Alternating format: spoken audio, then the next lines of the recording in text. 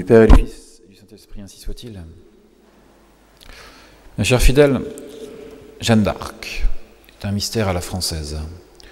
Elle est là pour pouvoir nous montrer cette réalité du côté surnaturel, de quelqu'un qui a un destin totalement imprévisible, inconnu jusqu'alors, et montre l'importance du mystère surnaturel. Une personne telle qu'une jeune fille de 19 ans n'a pas naturellement la capacité de faire ce qu'elle a fait, et montre l'application, je pense aussi, surtout des éléments surnaturels profonds qui correspondent à la mise en œuvre des dons du Saint-Esprit. Nous avons bientôt cette fête de la Pentecôte qui est là pour nous montrer cette réalité.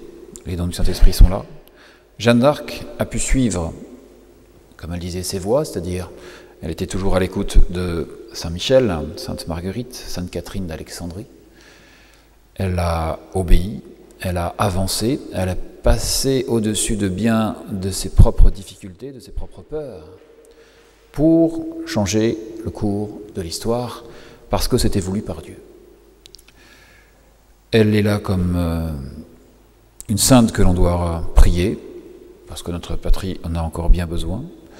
Elle est là comme une sainte que l'on doit remercier pour ce qu'elle a fait. Elle est là comme un exemple, pour les jeunes comme pour les moins jeunes, de ce que nous pouvons faire de notre vie si véritablement nous suivons la volonté divine, y compris, non seulement, je dirais, dans les vertus habituelles, mais dans ce qui nous est donné en plus, dans ces dons du Saint-Esprit à accomplir, et accomplir jusqu'au bout. Nous avons pu entendre cette épître avec la lecture du livre de la sagesse. La sagesse, vous le savez, c'est le don du Saint-Esprit qui est le plus grand. Et l'histoire de Jeanne d'Arc colle mot pour mot avec chacune des lignes de cette épître. On a l'impression qu'elle a été écrite pour elle, des milliers d'années avant. Montrant que si on suit véritablement ce don qui est le plus grand don, et qui signifie donc qu'on a eu tous ceux qui étaient en dessous, et qu'on a su les appliquer, eh bien, le bon Dieu répond, parce que nous avons répondu à sa grâce, et les éléments qui se font dans notre vie correspondent à ce que la Providence a voulu déployer sans que nous mettions nos résistances. Parce que ce sont toujours nos résistances et nos obstacles qui sont là pour empêcher ce déploiement du plan de Dieu. Sainte Jeanne d'Arc est là comme pour rattraper un pays qui part à l'abandon, qui tombe totalement, qui se désagrège. Et est là pour pouvoir placer très rapidement, en 2-3 points, quelque chose qu'elle fait alors qu'elle est toute seule, une petite jeune fille de 19 ans, elle rattrape tout un pays, elle rattrape toute une histoire, elle protège toute une population et elle permet de faire sacrer un roi d'une dynastie et d'un pays qui rayonne sur toute l'Europe et donc sur tout le monde chrétien. Si on suit cette épître, grâce à cette sagesse, elle dit « J'aurai la gloire auprès des foules, et malgré mon jeune âge, l'honneur auprès des anciens. » Voyons de quelle manière cette sagesse a pu être acquise par Sainte Jeanne d'Arc. Vous savez qu'elle est née en 1412. Elle a été rappelée à Dieu le 30 mai 1431. Donc elle avait effectivement 19 ans. Mais dès 13 ans, elle avait entendu ses voix, dès 13 ans, elle avait ses saints qu'elle a su entendre et auxquels elle a su obéir, malgré ses réticences au début bien naturelles, on pourrait dire. Qu'est-ce que ça veut dire? Qu'est-ce qu'on me demande? Ce qui montre que pour chacun d'entre nous, nous avons peut-être un destin où nous pouvons améliorer largement les éléments surnaturels de notre âme si nous ôtons ces mêmes obstacles. Et c'est là tout l'enjeu pour nous, même si on doit prier pour notre patrie. Voyons de quelle manière, effectivement, dans cette histoire, eh bien, il y a une longue préparation faite par Sainte Jeanne d'Arc, comme le Christ a fait une longue préparation à Nazareth, chez lui, pendant des années, jusqu'à l'âge de 30 ans. Eh bien, on pourrait dire que de l'âge de 13 ans jusqu'à ses 17 ans, eh bien, à Don Rémy, Sainte Jeanne d'Arc a écouté ses voix, a suivi tout ce qui était demandé.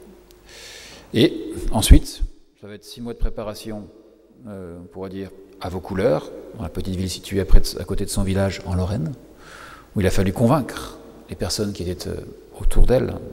Et il faut vraiment des arguments quand on est une jeune fille de 17 ans pour convaincre d'aller faire un tour, pour aller voir le roi et lui donner des conseils.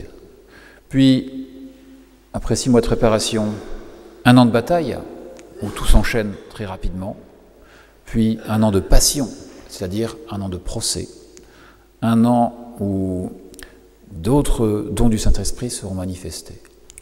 Durant toute la période de guerre que l'on connaît bien dans l'histoire de France, la libération d'Orléans et la libération de toutes les villes qu'elle a pu faire, eh bien, ce sont des dons particuliers, dons de conseil, dons de force. Sainte Jeanne d'Arc s'est avancée là où il faut avancer. Dans le procès, ce sont beaucoup plus, comme c'est un procès qui était fait d'inquisition, par les évêques, par des clercs, ce sont les dons d'intelligence et de science qui correspondent à un approfondissement de la foi, où jamais cette petite fille qui ne connaissait ni A ni B, comme elle le disait elle-même, n'a été prise en défaut. Elle savait en remontrer en renonçant à tel ou tel inquisiteur, tel ou quel accusateur, par ces réparties qui étaient cinglantes. On lui demandait, est-ce que Saint-Michel parlait un bon français? Elle répond, il parlait beaucoup mieux que vous, oui.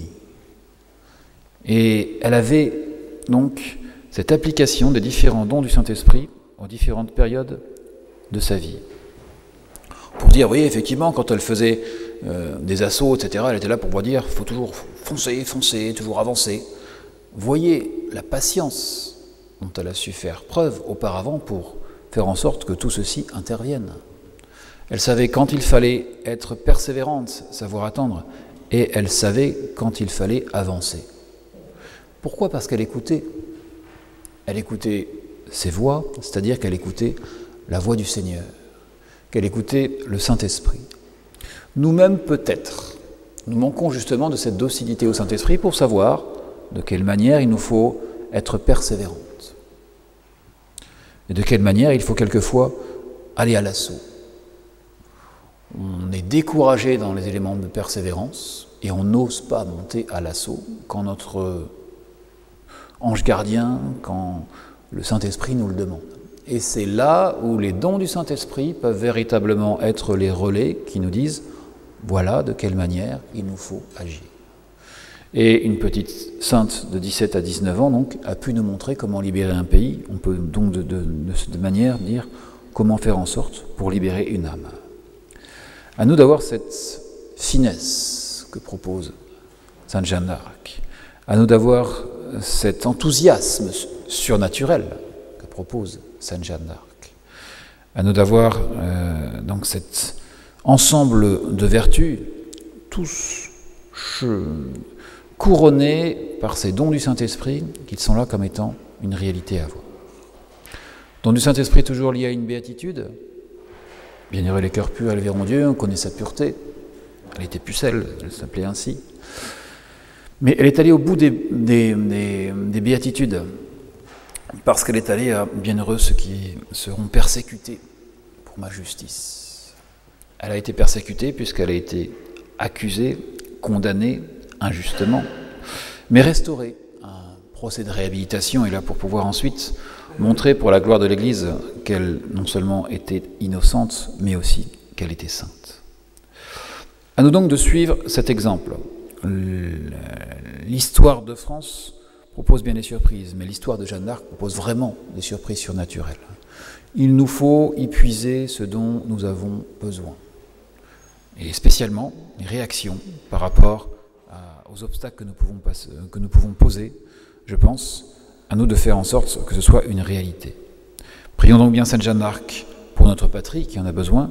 Prions Sainte Jeanne d'Arc pour nous, pour faire en sorte que nous suivions son exemple dans la docilité aux inspirations du Saint-Esprit.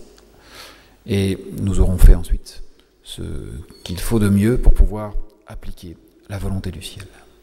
Au nom du Père et du Fils et de cet Esprit, ainsi soit-il.